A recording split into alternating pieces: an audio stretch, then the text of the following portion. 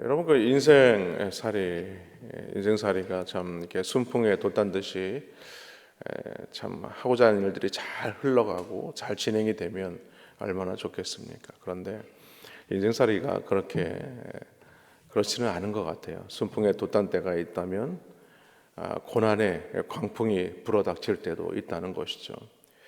신앙생활도 마찬가지입니다. 우리가 하나님을 잘 섬기려고 하면 그 섬기려고 할 때에 더 시험이 우리 가운데 찾아올 때가 있습니다.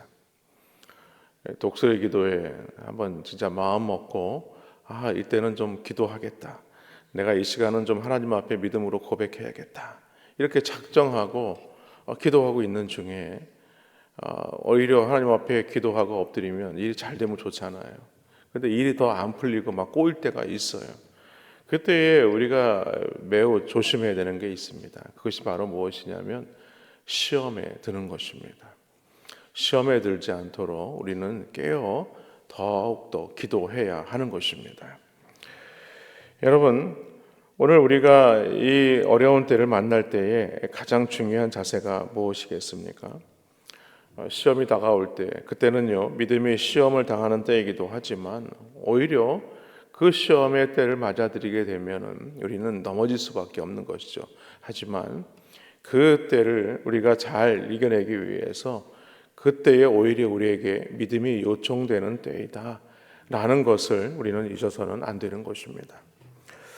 오늘 말씀을 우리가 보았습니다만 오늘 유다 백성들이 예루살렘으로 귀향을 해서 돌아왔는데 돌아와서 그곳에서 이 하나님의 성전을 지금 지으려고 하고 있는 것입니다. 그런데 그 성전을 짓지 못하도록 방해를 하는 사람들이 나타났어요.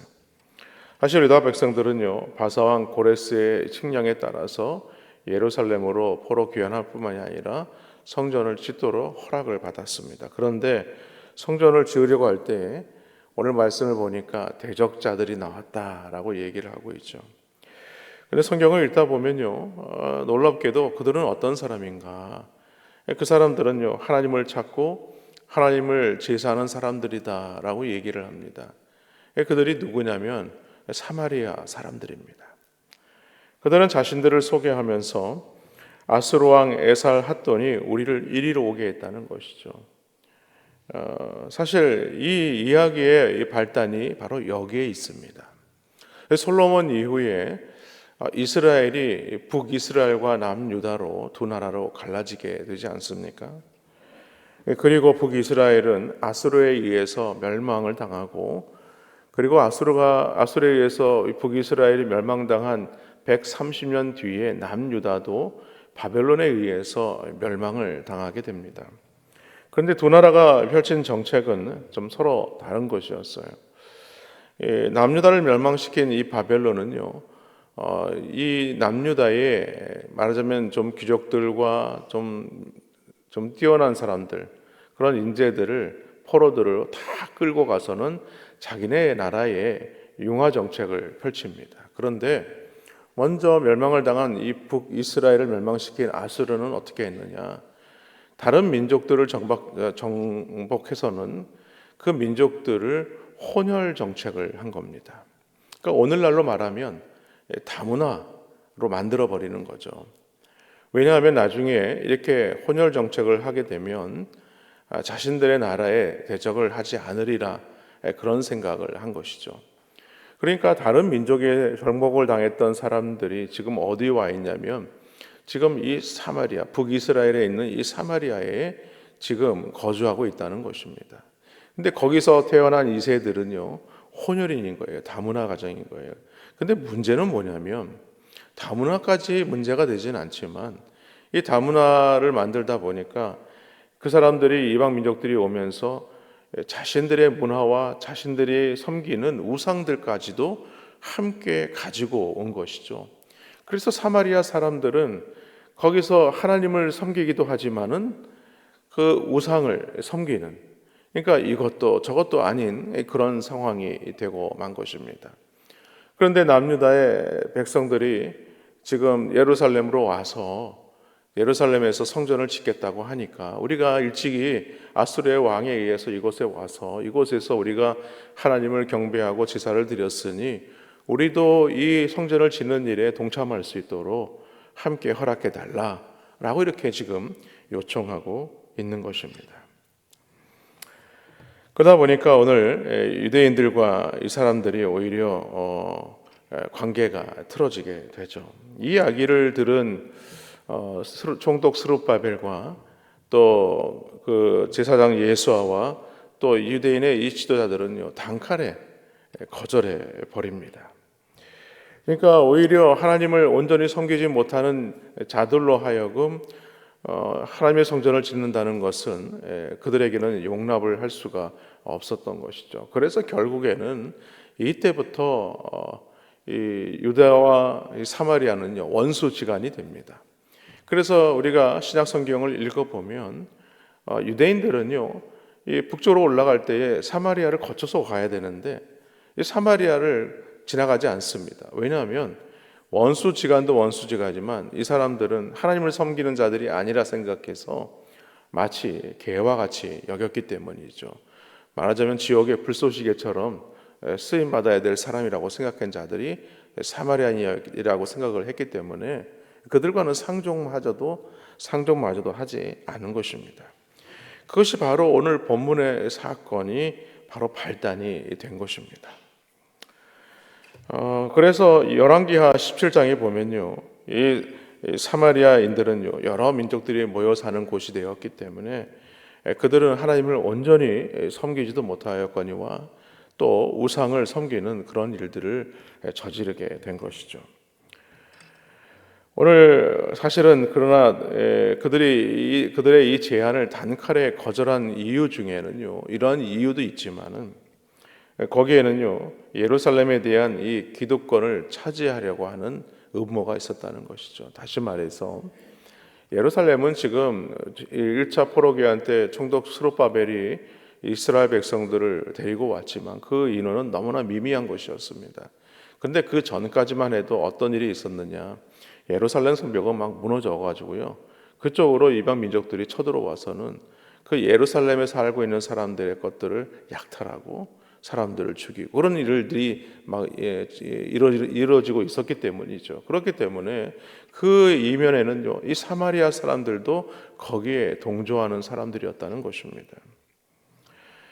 결국에는 거절했더니 그들의 본색이 드러나게 되죠. 대놓고 성전을 건축하지 못하도록 방해하기 시작합니다.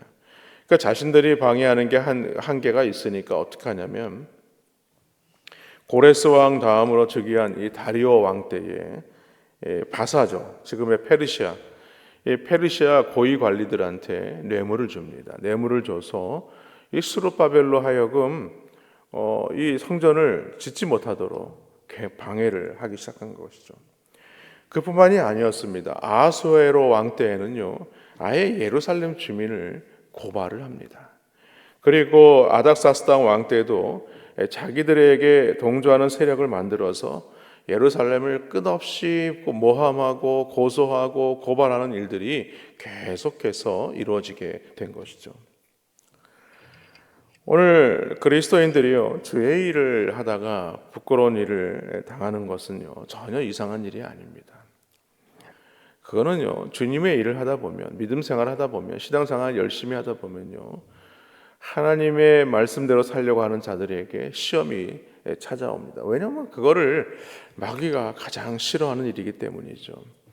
여러분, 마귀의 뜻대로 세상과 동화되어서 살아간다면 마귀가 굳이 그 사람을 넘어뜨릴 이유가 없겠죠. 하나님의 말씀대로 살려고 하니까, 믿음을 붙들고 살려고 하니까 계속해서 방해하고 있는 것입니다. 베드로전서 4장 12절로 16절 말씀에 보면 이런 말씀이 있어요. 사랑하는 자들아, 너희를 연단하려고 오는 불시험을 이상한 일 당하는 것 같이 이상히 여기지 말고 오히려 너희가 그리스도의 고난에 참여하는 것으로 즐거워하라. 이는 그의 영광을 나타내실 때에 너희로 즐거워하고 기뻐하게 하려 함이라.